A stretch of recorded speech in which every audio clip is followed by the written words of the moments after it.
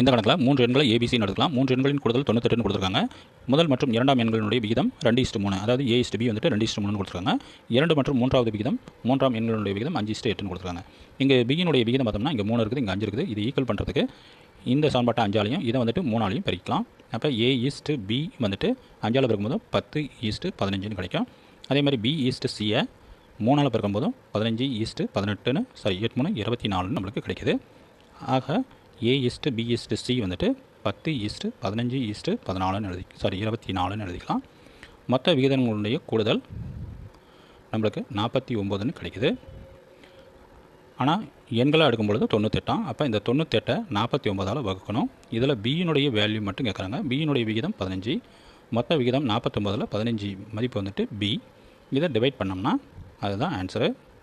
2 49 98, 2 5 30ங்கிறது பியினுடைய மதிப்பு.